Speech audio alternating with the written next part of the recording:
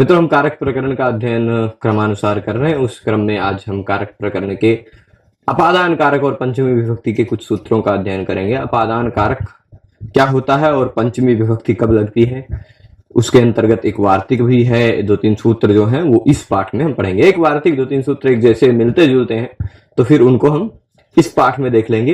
यह पाठ आरपीएससी की परीक्षा के लिए भी महत्वपूर्ण है, क्योंकि आरपीएससी के सिलेबस में जो भी 31 सूत्र हैं सेकंड ग्रेड के सिलेबस में, वो सारे के सारे सूत्र इसमें हैं।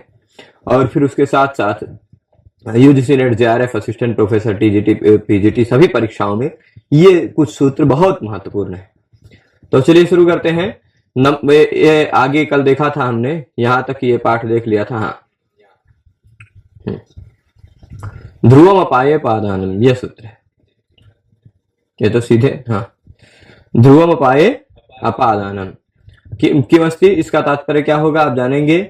अपाये ध्रुवम अपादानम, अपाये, अपाय होने पर ध्रुव जो रहता है वह अपादान कहलाता है।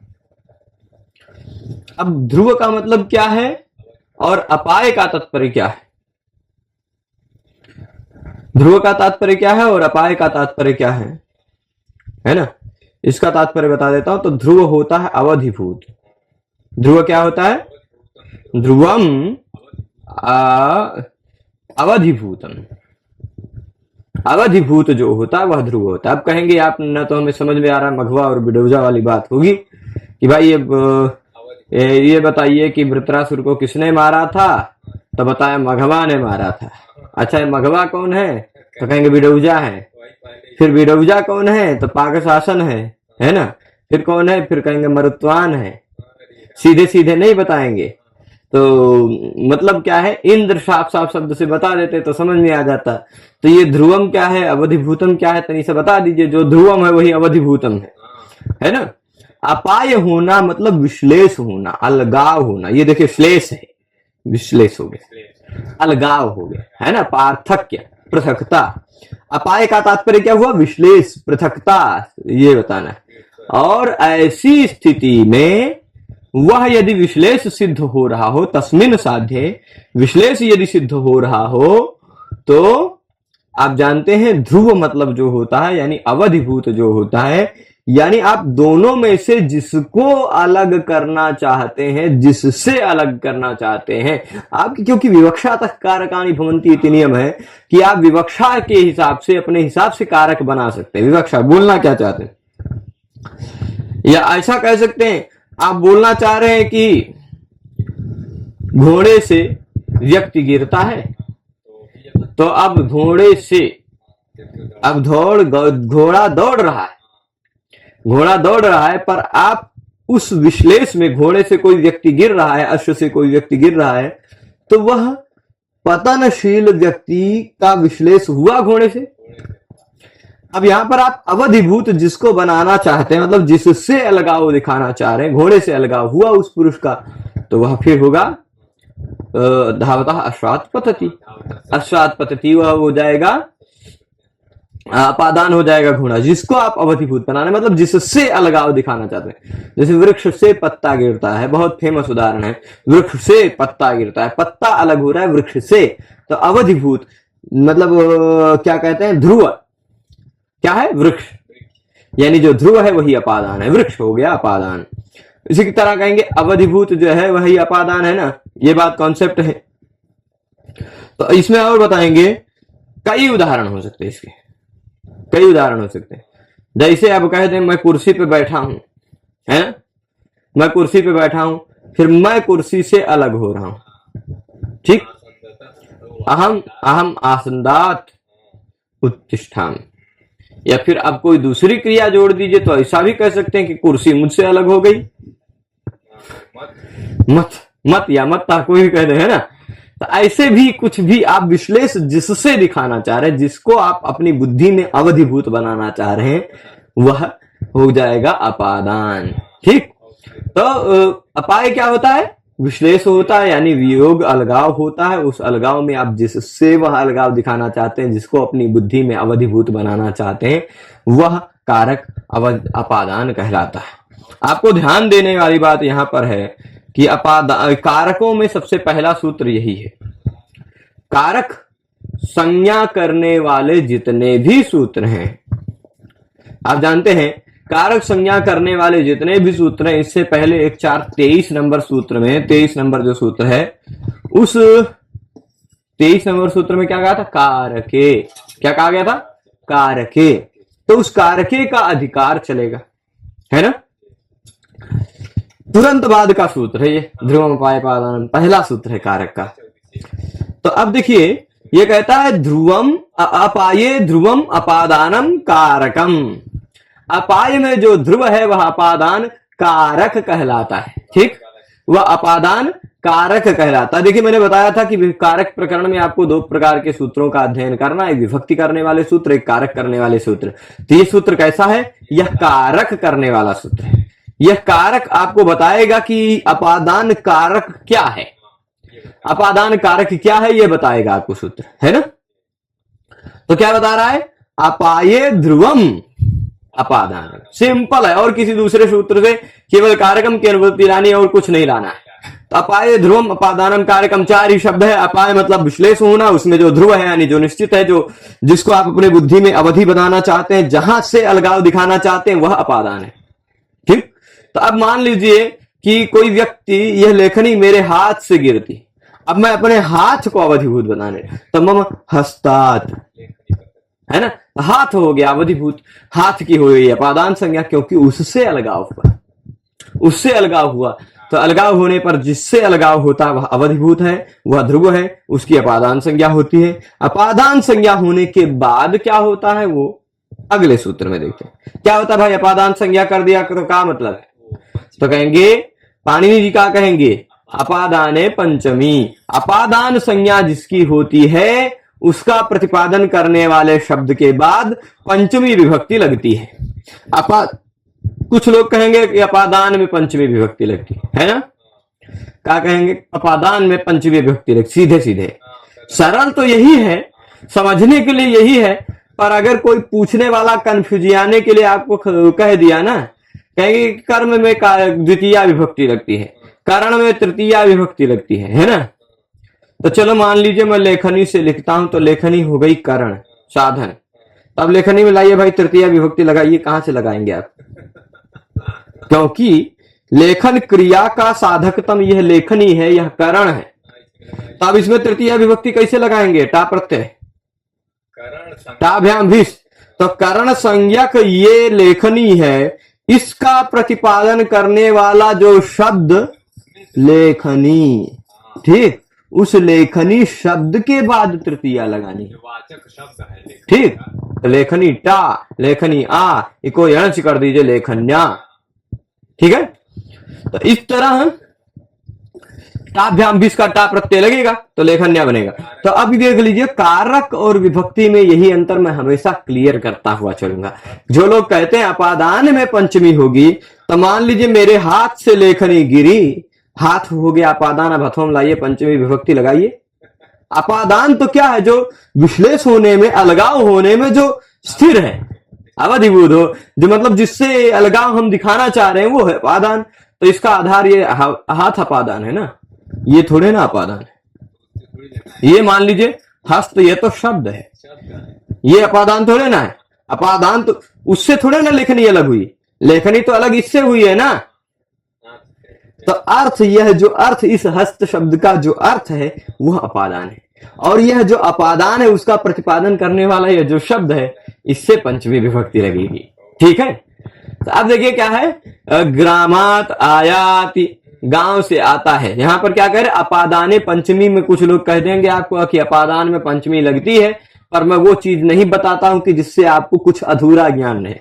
मैं यह चाहता हूं कि आप कम जाने, लेकिन जो जाने वह स्पष्ट जाने। स्पष्ट जाने मतलब कह रहे हैं कि अपादान जो होता है उसके प्रतिपादक शब्द में पंचमी, उसके प्रतिपादक शब्द के बाद पंचमी विभक्ति लगती है।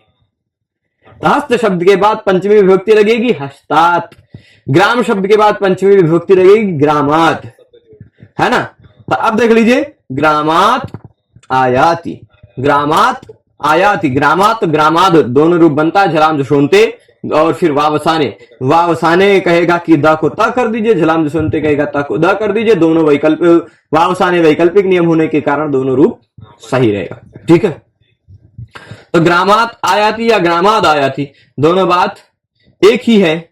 अब इसके बाद मैं आपको बता दूं, तो यहां पर ग्रामात कैसे बना, ग्राम के बाद पंचमी विभक्ति लगाया हमने। पंचमी विभक्ति का प्रत्यय है घसी, घसी अथवा अभ्याम अथवा अभ्यस। टांग सिंह सामिनाच्या सूत्र कहेगा टांग सिंह साम के टा और ngसी और ngस के स्थान पर क्रमशः यदि अकारांत शब्द हो तो ngसी के स्थान पे अत हो जाता है। ठीक, ग्राम अत ग्रामात। ठीक है, तो इस तरह ये बन जाएगा पंचमी विभक्ति में। अब इसी तरह धावतः अश्वात् पतति, धावतः अश्वात् पतति, धावतः गो दौड़ते हुए घोड़े से गिरता है। अब देख लीजिए, दौड़ता हुआ धावन है ना, धावन ये धावत शब्द है सत्य प्रत्यय लगकर, है ना, धावत शब्द है और अश्व शब्द है। ये धावत है, यह अश्व का विशेषण है, घोड़े का विशेषण है। घोड़ा कैसा है, दौड़ता हुआ। तो नियम क्या है भाई, विशेष्य में जो विभक्ति वो विशेषण में भी विभक्ति है ना। यल्लिंगम यद्वचनम याच विभक्तिर विशेष्यस्य तल्लिंगम तद्वचनम साच विभक्तिर विशेषणस्य, है ना। ऐसा है, प्राय या विशेष्येषु दृश्यन्ते लिंग संख्या विभक्तयः प्रायस्ता एव कर्तव्या सविशेष निरूपणे।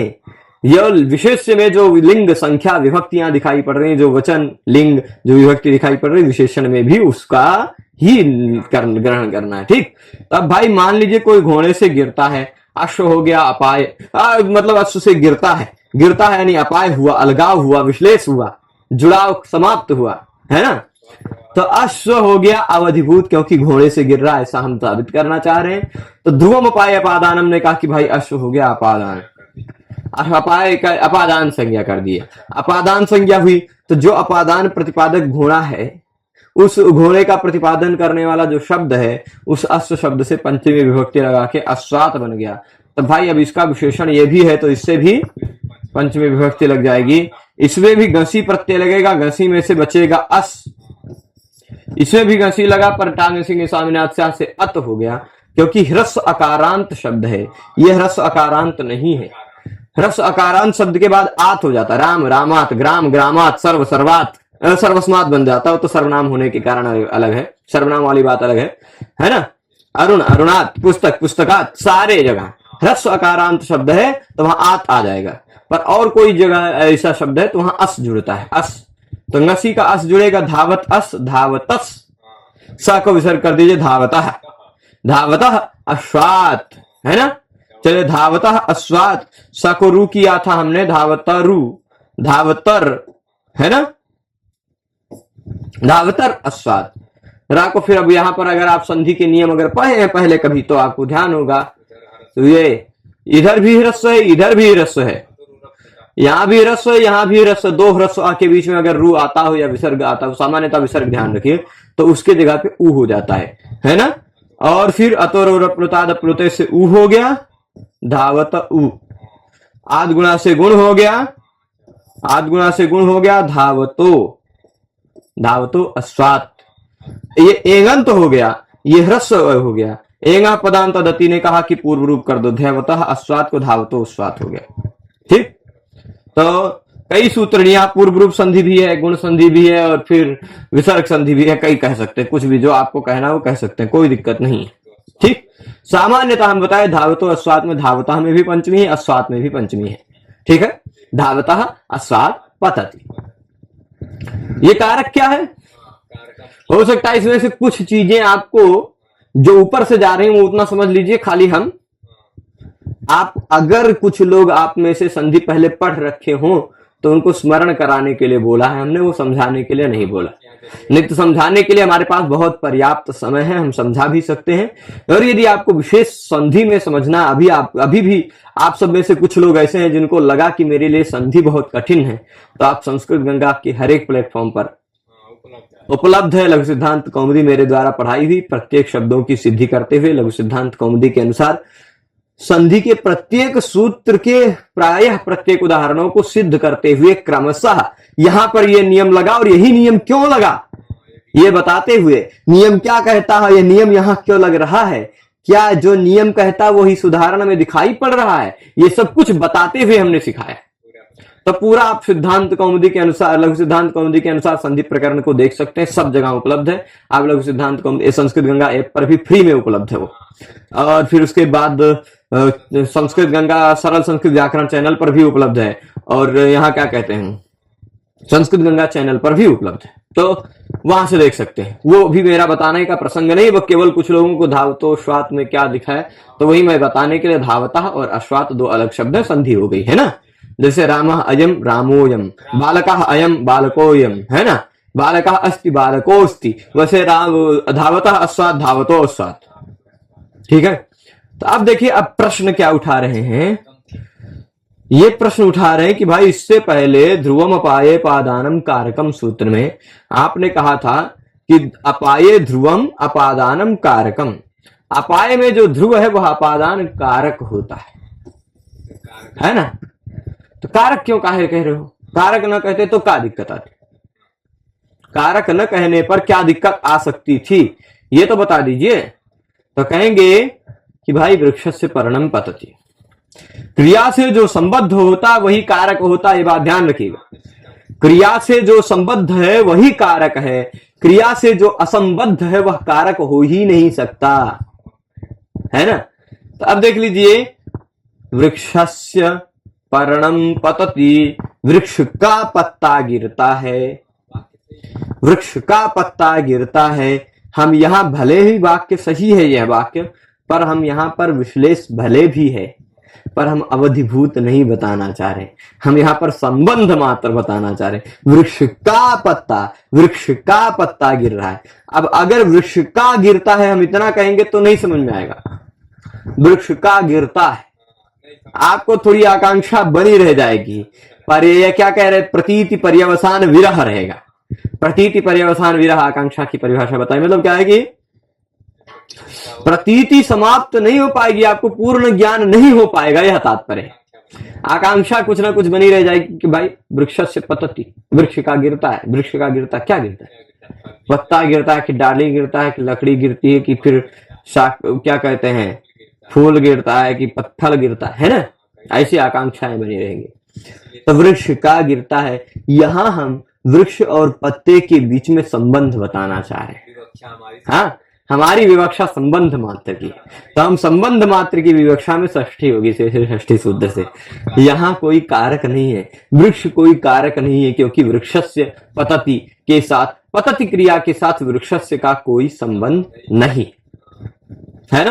वृक्ष से पतति, वृक्ष से क्यों पतति भाई। तो अब पर्णम पतति, ये पर्णम का पतति के साथ संबंध हो सकता है। पत्ता गिरता है, पत्ता गिरता है, आप वाक्य बोलेंगे तो आपको समझ में आएगा। पत्ता गिरता है तो आपको पता चलेगा कि यहाँ कोई पत्ता है जो गिर रहा है ना। पर अब वृक्ष का गिरता है मतलब क्या गिरता है, ये आकांक्षा बनी रह जाती है, इसमें पूरा वाक्यार्थ बोध नहीं होता है। इसलिए यह कारक नहीं है। क्रिया से जो संबंध होता है, क्रियान्वयित्वम कारकत्वम, क्रिया से जो अन्वयी होता है, क्रिया से जिसका अन्वय संभव है वही कारक है। क्रिया से इस वृक्षस्य पतति का, वृक्षस्य का पतति के साथ कोई अन्वय संभव नहीं है, इसलिए यह कारक नहीं है। जो कारक होगा वही अपादान, हम कारक के रूप में बोलना चाहेंगे तब तो वो अपादान होंगे, है ना। बिल्कुल। तो अब ये चीज है ना, ये बात समझ गए। अब इसके बाद एक वार्तिक जिसको हम समझ लेते हैं। तो अब अभी तक हमने जो बताया उसका निष्कर्ष भी ध्यान रख ले, भूलते हुए न जाए। ध्रुवम अपाय पादानम ने कहा अपाय होने पर जो ध्रुव होता है वह अपादान कहलाता है। ध्रुवम अपाय पादानम, यह इस सूत्र का तात्पर्य हुआ। और जहां भी अपादान होता है, जिसकी भी अपादान संज्ञा होती है, उस अपादान संज्ञक जो अर्थ है उस अर्थ का प्रतिपादन करने वाले शब्द के बाद पंचमी विभक्ति लग जाती है, ऐसा अपादाने पंचमी ने कहा। धावतः अश्वात् पतति, ग्रामात् आयाति, वृक्षात् पत्रम पतति, या हस्तात् लेखनी प्रभ्रष्टा, ऐसा कुछ भी पतति, ऐसा कुछ भी उदाहरण आपको पंचमी में मिले, इन सभी उदाहरणों में पूछा जाए कि अपादान संज्ञा किस सूत्र से हुई है तो आप ध्रुवोपाय पादानम बताएंगे। पंचमी विभक्ति किस सूत्र से हुई है तो अपादाने पंचमी बताएंगे आप। ठीक है, ये पूरा स्पष्ट हो। तो अब इसके बाद जुगुप्सा विराम प्रमादार्थानाम उपसंख्यान में वार्तिक बता देते हैं वार्तिक क्या है? जुगुप्सा विराम प्रमादार्थानाम उपसंख्यानम। ठीक, जुगुप्सा विराम प्रमादार्थानाम उपसंख्यानम। यह वार्तिक क्या कहता है कि थोड़ा सा ऊपर ले चलते हैं इनको, ये ऊपर नहीं जा रहे थे इसलिए हमें ऐसा कुछ करना पड़ा है। जुगुप्सा विराम प्रमादार्थानाम उपसंख्यानम, यह कहता है जुगुप्सा अर्थ हो। कौन कौन सा अर्थ बता रहे हैं? जुगुप्सा अर्थ हो। कुछ पाणिनि जी से सूत्रों में छूट जाता तो कात्यायन जोड़ देते हैं, ऐड कर देते हैं। कितना? जुगुप्सा विराम और प्रमाद, इन तीनों अर्थों वाली धातुओं का प्रयोग हो तो उन धातुओं का जो कारक है वह अपादान कहलाता है। ठीक, अपाये उसने कहा था पहले, इससे पहले सूत्र कहा था अपाये ध्रुवम अपादानम। ये क्या कह रहे हैं? जुगुप्सा अर्थ वाली धातु हो, विराम अर्थ वाली धातु हो, प्रमाद अर्थ वाली धातु हो, ऐसी 3 प्रकार की धातुओं का प्रयोग होने पर उसका जो भी कारक है वह अपादान होगा। ठीक है, तो अपादान संज्ञा होगी। ये कुछ लोग कहते हैं कि भाई ये जो वार्तिक है ना, यहां सिद्धांत कौमुदीकार ने अपादान पंचमी सूत्र के अंतर्गत पढ़ा, यानी ये सीधे पंचमी विभक्ति करता। ऐसा कुछ लोग भ्रांत होते, तो मैं आपको बता दूं, स्पष्टता बता दूं, यह पंचमी विभक्ति नहीं करता है। यह वार्तिक भले अपादान पंचमी के अंतर्गत कहा गया है, ये प्रसंगवश प्रसंग संगति दिखाते हुए इन्होंने बताया। क्योंकि अपादान ध्रुवमपाय अपादानम पहले बता दिया पाणिनि जी ने, भट्टो जी दीक्षित ने भी ध्रुवमपाय अपादानम लिख दिया, तो अपादान संज्ञा का क्या फायदा है ये बताए बिना दूसरा अपादान संज्ञा का वार्तिक लिख डालें का? तो पहले एक बार अपादान संज्ञा क्या है ये बताया, फिर अपादान संज्ञा करने के बाद फल क्या मिला ये बताया, अपादान पंचमी, फिर दोबारा फिर अपादान में आ रहे हैं, है ना? कि ऐसा नहीं है कि ये विभक्ति करने वाला नहीं है अपादान, ये सीधे विभक्ति करने वाला सूत्र नहीं। कुछ लोग भ्रांतिवश कहते हैं, तो उनको मैं बता दूं, कहेंगे कि भाई देखिए यहां कहीं कुछ नहीं लिखा है, यहां कुछ नहीं लिखा है। पापात जुगुप्सा से सीधे उदाहरण दे दिया, पापात विरमति, धर्मात प्रमाद्यति, ये सीधे उदाहरण दिया है। यहां ना तो कुछ अपादान लिखा ना तो पंचमी लिखा, तो कैसे आप कह देंगे कि ये पंचमी ये का सूत्र है, या फिर कैसे आप कह देंगे कि कारक का सूत्र है, अपादान कारक का? तो मैं आपको बता दूं, दृढ़ता से मैं बोल रहा हूं यह कारक का सूत्र है, क्योंकि यह जो वार्तिक है यह वार्तिक यहां का नहीं है। इस वार्तिक को महाभाष्यकार ने भी पढ़ा है। महाभाष्यकार जो भगवान पतंजलि हैं, उन्होंने भी महाभाष्य में ध्रुवमपाय अपादानम सूत्र के अंतर्गत पढ़ा है। कहां पर पढ़ा है? हम इसको 2-3 स्रोतों से निर्धारित करेंगे। ध्रुवमपाय अपादानम सूत्र के अंतर्गत महाभाष्य में यह वार्तिक ऐसी शब्दों में लिखा हुआ है। ठीक, अब दूसरी बात, आप यदि इसका उदाहरण भी बताएंगे तो इसको हमने कंफर्म करने के लिए, इस पाठ को कंफर्म करने के लिए कि सच में यह अपादान संज्ञा ही करता है कि पंचमी ही करता है, हमें ध्यान आया कि हमने कुछ समय पहले मल्लिनाथ को पढ़ा था मेघदूत काव्य में, है ना? मेघदूत काव्य आप सब तो खाली इतना ही पढ़ते हैं कि कश्चित कांता विरह गुरुणा साधिकारात प्रमत्तः शापे नास्तंगमित महिमा वर्ष भोग्येन भर्ति, पर हम उसमें कश्चिदिति हम ऐसे पढ़ते हैं। कश्चित का मतलब क्या है, साधिकारात का मतलब क्या है, वहां कश्चित शब्द का ही प्रयोग क्यों किया? क्योंकि कालिदास जी वह अपराधी व्यक्ति था, उसने अपने स्वामी का अपराध किया था, उसका सीधे सीधे नाम नहीं लेना चाह रहे हैं, उसी के नाम से सीधे शब्द क्यों ग्रहण करें, है ना? अपराधी है, उसका अपने ग्रंथ का पहले ही नाम उसका क्यों रख दें? तो इसलिए क ब्रह्मवाचक शब्द भी है, क जलवाचक शब्द भी है, मंगलार्थक का शब्द का पहले प्रयोग किए हैं। ठीक है, कश्चित भी कह दिए।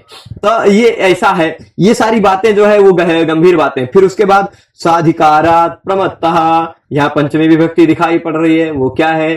तो मल्लिनाथ जी ने सीधे सीधे व्याख्या में लिखी है साधिकारात प्रमत्तः। उसकी व्याख्या में आप पढ़ेंगे मल्लिनाथ की संजीवनी व्याख्या जो मेघदूत पर है, तो लिखेंगे क्या कहते हैं? कश्चिदिति साधिकारात संयोगात प्रमत्तो नवहितः। प्रमत्तः मतलब अनवहितः, प्रमात्तः का तात्पर्य क्या होता? अनवधानता, असावधानी, असावधानी को प्रमाद कहा जाता है। तो प्रमत्तः अनवहितः, प्रमाद असावधान, प्रमत्त था यानी असावधान था, अपने नियोग में जिस कार्य में उसको नियुक्त किया गया था, स्वाधिकार में वह प्रमत्त था, अनावधान था, असावधानी से वह अपना काम कर रहा था, है ना? तो स्वाधिकारात प्रमत्तः में मल्लिनाथ जी क्या कहते हैं? जुगुप्सा विराम प्रमादार्थानाम उपसंख्यानम इति अपादानत्वम। उन्होंने साफ साफ लिखा है इति अपादानत्वम तस्मात् पंचमी। उसके बाद पंचमी विभक्ति लगी है ना। पहले अपादान हुआ किससे, जुगुप्सा विराम। तो ये वहां मल्लिनाथ ने भी इसको क्लियर किया कि अपादान संज्ञा करने वाला वार्तिक है, ठीक है। उसके बाद पंचमी लगी। ये आप साधिकारार्थ प्रमत्ता मेघदूत का कोई भी पुस्तक होगा आपके पास, अगर उसमें संजीवनी व्याख्या मल्लिनाथ की है तो आप वहां से देख के कंफर्म कर सकते हैं। तो संजीवनी व्याख्या श्लोक के आप दूसरे श्लोक पढ़ेंगे, श्लोक के तुरंत बाद इतना ही मिलेगा, कश्चिदिति स्वाधिकारात् संयोगात् प्रमत्तो न वहितः प्रमादो नवधानता इत्यमरः। उसके तुरंत बाद इतने वाक्य के बाद लिखा मिल जाएगा जुगुप्सा विराम प्रमादार्थानाम संख्यानम इत्यपादानत्वम तस्मात् पंचमी, है ना। फिर आएगा वर्ष भोग्येन शापेनास्तंगमित महिमा शापेन हाँ वर्ष भोग्येन में कुमति च इति तत्वम, साफ साफ लिखते हैं मल्लिनाथ जी, बहुत अच्छे। तो अब देखिए ये बात हुई जुगुप्सा विराम प्रमादार्थानाम संख्यानम का तात्पर्य क्या होगा, जुगुप्सा अर्थ वाला होना चाहिए, विराम अर्थ वाला होना चाहिए या प्रमाद अर्थ वाला होना चाहिए। इन तीनों अर्थों वाले धातुओं के प्रयोग में जुगुप्सा मतलब क्या होता है, तीनों चीजों का अर्थ बता देते हैं। आप ऐसे देख लीजिए, कोई कुछ ऐसा चीज देख लिया जिससे ऐसे आपको हो जाता है ना, वो होता है जुगुप्सा, है ना। गंदगी देख लिया, या ऐसा कोई क्या कहते हैं कृम कुलचितम लाला किलनम विगंधि जुगुप्सितम, है ना। नीति शतकम में ये कृमि कुलचितम लाला किलनम विगंधि जुगुप्सितम निरुपम रसम प्रीत्या खादन नरास्थि निरामिषम। हड्डी मांस पड़े हुए हैं और कीड़े उसमें रेंग रहे हैं, लाला क्लिन लार से गीला हुआ है, नारायण नारायण नारायण। ये है जुगुप्सा रस, ये है जुगुप्सा। ऐसी जुगुप्सा अर्थ वाली घिन आती हो, घिन आना, ठीक। विराम मतलब रुकना, और प्रमाद मतलब असावधानी, असावधानी अनवधानता। आपको कोई काम मिला है, उस काम को आप पूरी तरह से सावधानी से न करें, अपना दायित्व न समझें, वो होता है प्रमाद। ऐसे तीन प्रकार के अर्थों की धातुओं का प्रयोग होने पर जो उसका कारक है वह अपादान कहलाता है, ठीक है, वह अपादान हो जाएगा। तो अब अपादान होने के कारण तथा तस्मात् पंचमी, अपादान होने के कारण पंचमी विभक्ति लगेगी। जुगुप्सते का प्रयोग है, यहां देख लीजिए, जुगुप्सते का प्रयोग है, जुगुप्सा अर्थ वाली धातु का प्रयोग है, तो उसका कारक जो पाप है, किससे घिन आ रही है, पाप से। तो जुगुप्सा अर्थक का प्रयोग होने के कारण पाप में पाप की अपादान संज्ञा हुई, और उस पाप अपादान प्रतिपादक जो पाप शब्द है उस शब्द से पंचमी विभक्ति लगी, अपादाने पंचमी से। अपादान संज्ञा हुई किससे, ध्रुवम अपाय अपादानम नहीं, जुगुप्सा विराम प्रमादार्थानाम उपसंख्यानम। यहां पर आपको पूछा जा सकता है पापात जुगुप्सते में पंचमी विभक्ति किस सूत्र से लगी, तो आप अपादाने पंचमी कहेंगे, ठीक है। जुगुप्सा पापात जुगुप्सते, पापाद विरमति, धर्मात प्रमाद्यति, ये सारे उदाहरणों में पंचमी विभक्ति किस सूत्र से लगी, तो अपादाने पंचमी। पर अपादान संज्ञा किस सूत्र से हुई, अपादान है ऐसा कैसे पता चला आपको, तो जुगुप्सा विराम प्रमादार्थानाम संख्यानम, ठीक है, ये वार्तिक हो जाएगा। तो पापात जुगुप्सते, पापात विरमति, और धर्मात प्रमाद्यति, धर्म से प्रमाद करता है। जैसे वह साधिकारात प्रमत्ता, साधिकारात प्रमत्ता, वो भी इसी का उदाहरण है, ध्यान रखिएगा, है ना। साधिकारात में, साधिकार में उसकी प्रमाद था, प्रमत्त था, अनवधान रहा था उसका, है ना। आलस्य अलग है और प्रमाद अलग है। प्रमाद आलस्य निद्रा भी, है ना। प्रमाद अलग है, आलस्य अलग है। आलस्य मतलब क्या होता है कि आप लेटे हैं, न सो रहे हैं, न जग रहे हैं, कुछ करना चाह रहे हैं, न कुछ करना मतलब सोच रहे हैं ये करें कि ये करें, करें। पर आपको पता है क्या करना है, आपको ड्यूटी दी गई है, आपकी नौकरी लग गई है, मान लीजिए पढ़ाने में। आप ऐसे जाके कुर्सी पे बैठे हैं, चलो आज नहीं पढ़ाते हैं, ये हुआ था, ये इसको आलस्य नहीं कहते हैं। आलस्य इसको कहते हैं प्रमाद, अनवधानता, अपने दायित्व का निर्वहन न करना प्रमाद है, ठीक। दोनों ही सामान्यतः एक जैसा अर्थ ले लेते हैं प्रमाद और आलस्य का, पर एक ही श्लोक में भगवत गीता में भगवान श्री कृष्ण ने प्रमाद आलस्य निद्रा भी, प्रमाद आलस्य निद्रा तीनों शब्दों का प्रयोग है, तो काहे कहेंगे, है ना।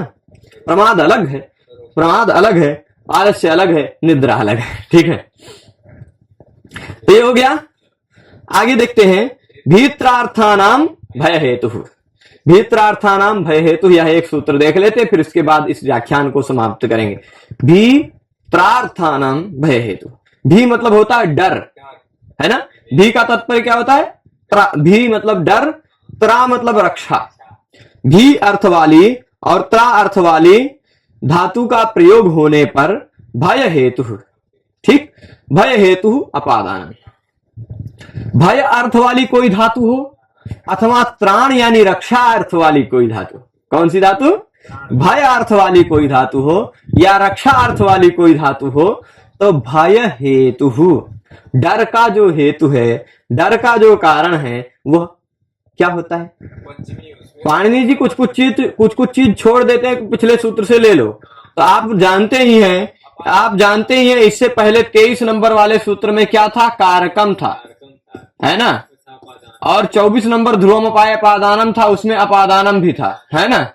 तो बाकी के इस सूत्रों से शब्द ले लेना चाहिए। आप हलंत्यम सूत्र पढ़ेंगे लोग सिद्धांत कौमुदी में, तो वहां क्या है? सूत्रे स्वदृष्टम पदम सूत्रांतरादनुवर्तनीयम सर्वत्र, खाली एक जगह ही नहीं है हलंत्यम सूत्र में, सर्वत्र, सब जगह। जो सूत्र में शब्द नहीं दिखाई पड़ता है, कुछ अधूरा लग रहा है कोई सूत्र आपको, तो भाई आप उनको पढ़िए ना, पाणिनि जी को। पाणिनि जी की शैली इतनी साधारण थोड़े ना, ऐसे अगर साधारण शैली होती तो आज 2500 साल से उनको पढ़ा जाता। तो उन्होंने कैसी शैली का प्रयोग किया है? उन्होंने वाक्यात्मक शैली का प्रयोग किया। जो शब्द पहले प्रयोग कर चुके हैं उसका दोबारा नहीं प्रयोग करेंगे, है ना। जैसे मैं कह देंगे कि मैं यहां से विद्यालय जाऊंगा, ठीक, अब उसके बाद अगले क्या कहेंगे? खाऊंगा, नहीं पढ़ूंगा। अगले वाक्य में क्या कहेंगे? पढ़ूंगा। अब सीधे आप पढ़ूंगा सब पढ़ेंगे तो नहीं समझ में आएगा, पर आप उसके पहले का वाक्य पढ़ेंगे, मैं यहां से विद्यालय जाऊंगा और पढ़ूंगा, तो आप पूरा समझ जाएंगे, है ना। तो खाली पढ़ूंगा समझने से नहीं समझ में आएगा। उसी तरह आपको खाली भीत्रार्थानाम भय हेतु पढ़ने से नहीं समझ में आएगा। आप पाणिनि जी इससे पहले के वाक्य में क्या कहें वो समझना पड़ेगा आपको, है ना। वो उनकी शैली है कि पिछले के सूत्रों से आगे के सूत्रों में शब्दों का अवतरण कर लिया जाए। आप भी बोलते हैं भाई, आप ऐसे ही होता है ना, सीधे जैसे आपसे कह देंगे कि ब्रह्मा जी आप क्या कर रहे हैं, या हम कह देंगे कि ब्रह्मा जी आप कब खाना खाएंगे, तो आप खाली क्या कहेंगे? 1 बजे। आप खाली क्या कहते? 1 बजे। अब 1 बजे का मतलब क्या है? जो व्यक्ति केवल 1 बजे इतना ही सुना, क्या वह अर्थ जान जाएगा आपके वाक्य? तो मान लीजिए आपका 1 बजे यह कहना एक सूत्र हो गया, तो आपको 1 बजे सूत्र का अर्थ समझना है, तो उससे पहले कौन सा सूत्र था? ब्रह्मा जी आप कब खाना खाएंगे, ये सूत्र समझना पड़ेगा, है ना। तो यही पाणिनि जी की शैली है, यही शैली है। जो भीत्रार्थानाम भय हेतु क्या कहता है, ये समझने के लिए आपको इससे पहले ध्रुवमपाय अपादानम समझना पड़ेगा। वह अपादान की बात चल रही है, तो ये भीत्रार्थानाम भय हेतु अपादानम, और अपादान क्या है इसको भी जानने के लिए उससे पहले कारके की बात चल रही, कारक है ना। तो भय अर्थ वाला, रक्षा अर्थ वाला धातु का प्रयोग होने पर डर का जो कारण है वह अपादान कारक होता है, ठीक। अब प्रश्न यहां पर यह उठता है, चलो भाई डर अर्थ का हो और रक्षा अर्थ का हो, तो भाई डर अर्थ की धातु होने पर भय का हेतु हो सकता है, पर रक्षा अर्थ की धातु का प्रयोग होने पर भी भय का हेतु ही कैसे भाई? ऐसा कुछ लोग कंफ्यूज आ सकते हैं, पर उसको भी मैं क्लियर कर देता।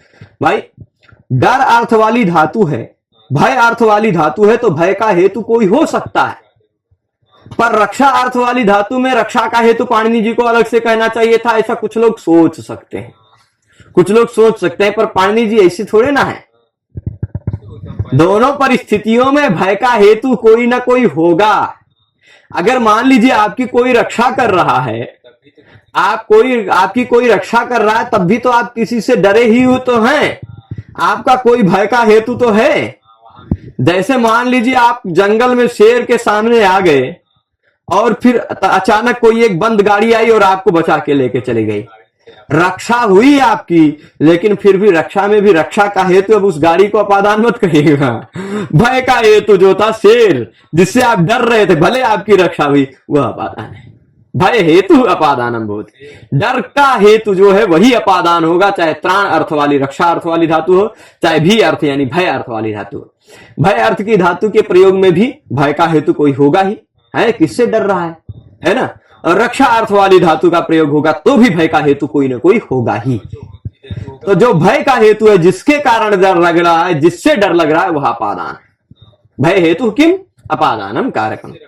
ठीक, जिससे रक्षा की जा रही वह भय का हेतु वह अपादान है, जिससे डर लग रहा है वह भय का हेतु अपादान है।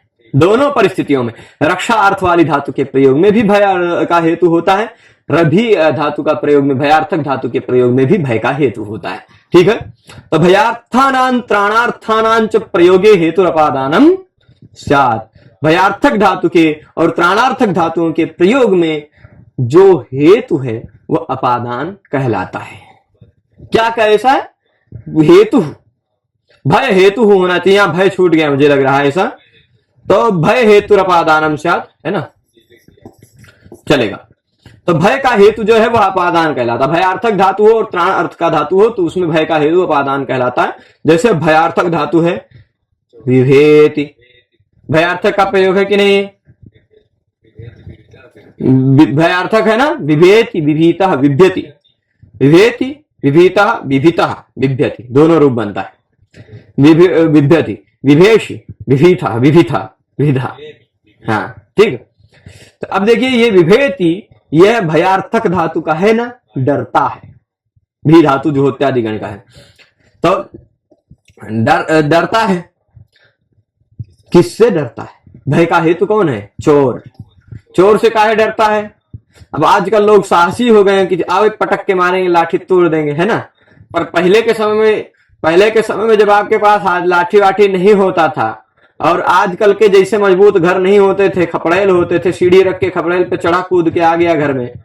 अब फिर आप खटिया पे सोए हैं, खटिया पे बांध दिया। हमारे गांव में हमने घटना सुनी है ऐसी कि लोग खटिया पे सो रहे हैं, है ना, अब सो रहे हैं, सोते सोते उनको बांध दिया वहीं।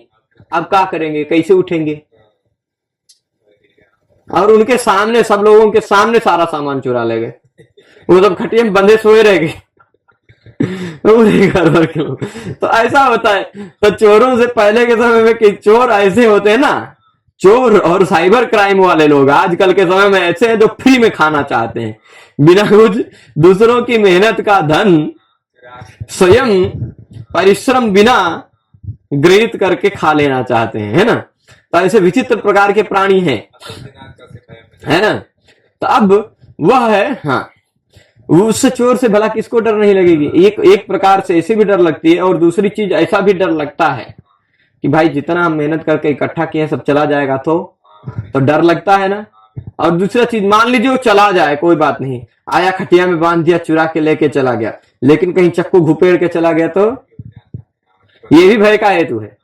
क्योंकि जो व्यक्ति बिना परिश्रम के धन लेने के लिए आपके परिश्रम का महत्व नहीं देता है, कि आपने कितने मेहनत से कमा कर इकट्ठा किया उसको महत्व नहीं देता, तो वो आपको कहां से महत्व दे सकता है? आपकी हत्या भी तो कर सकता है। तो इसलिए चोर आदमी भेती है। चोर क्या है? भय का हेतु है। तो भय का विभेति, भय का हेतु क्या है? चोर। भेत्रार्थानाम, भयार्थक धातु का प्रयोग है, भय का हेतु है चोर। चोर हो गया अपादान। किस सूत्र से अपादान हुआ चोर? ध्रुवमपाय अपादान नहीं होगा, भेत्रार्थानाम भय हेतु। सूत्र क्या कहता है? भय अर्थ वाला या त्राण अर्थ वाला धातु होना चाहिए। तो किसकी अपादान संज्ञा होती है? त्राण अर्थ वाली धातु की कि भय अर्थ के धातु की? नहीं, जो भय का हेतु है उसकी। ठीक है, तो भय का हेतु चोर है, उसकी हो गई अपादान संज्ञा। चोर हो गया अपादान, तब चोर को खोज लीजिए, पकड़ के लाते हैं, उस चोर के पीछे पंचमी विभक्ति चिपका देते हैं, है ना। चोर जो अपादान संज्ञा हुई, उस चोर पर आप पंचमी विभक्ति नहीं लगा सकते, अपादान में पंचमी नहीं लगा सकते हैं। उस चोर का प्रतिपादन करने वाला जो शब्द है चोर, उससे पंचमी विभक्ति आप लगा सकते हैं, चोरात विभेति। ठीक है। अब त्रायते, मान लीजिए कोई डर रहा है, पर राजा चोरात त्रायते, राजा चोर से रक्षा करता है, त्राणार्थक धातु है ना। और राजा त्रायते है, राजा चोरात त्रायते। अब बताइए, राजा है और चोर है, और राजा चोरात ब्राह्मणम त्रायते। ठीक, ब्राह्मण की रक्षा करता है, राजा चोर से ब्राह्मण की रक्षा करता है। अब आप यहाँ चार चीजें हैं, राजा भी है, चोर भी है, ब्राह्मण भी है और रक्षा करता है, चार चीजें। त्राणार्थक धातु का प्रयोग है कि नहीं? अब बताइए किसकी अपादान संज्ञा करे, राजा की कि चोर की कि ब्राह्मण की? जो भय का हेतु है, जिससे डर लग रहा है। ब्राह्मण से थोड़ी ना डर लगा, ब्राह्मण को तो डर लग रहा है ना। और राजा भय का हेतु थोड़ी ना, वो तो रक्षा कर रहा है, रक्षा का हेतु है ना। तो भय का हेतु जो चोर है वह अपादान हुआ, उससे पंचमी विभक्ति लगी, चोरात त्रायते, है ना। इसी तरह मशकात त्रायते, मशकत्रम, मशकत्र कहते हैं मच्छरदानी को मच्छरदानी को मशकत्र भी कह सकते हैं, या फिर मशकत्राण भी कह सकते हैं। क्या बताए, मच्छर से बचाता है ना, तो मच्छर से आपको डर लगता है, मच्छर से डर नहीं लगता, मच्छर से होने वाले रोगों से भी डर लगता है ना। लेकिन उस भय के हेतु मच्छर हैं, तो मच्छर में की अपादान संज्ञा होगी, और उससे बताने वाला भय हेतु, भय का हेतु रक्षा का हेतु है मच्छरदानी, मशकत्र। तो मशकात त्रायते, है ना, मशकात त्रायते, सर्पात त्रायते, सांप है, सांप पीछे पड़ा हुआ है ना। अब अचानक कोई आ गया सपेरा, पकड़ लिया सांप को, तो सर्पात त्रायते हो गया, है ना। या फिर ऐसा हो गया, आप वही जंगल वाली सीन याद आ गई, मान लीजिए आप सपने में है ना, सपने में है, अब करता कोई भी हो सकता है बचाने वाला। सपने में आपने देखा कि शेर आ गया, आक्रमण कर दिया, आप पूरी तरह से आपको घायल कर दिया, लहूलुहान कर दिया, सपने में, सही में नहीं।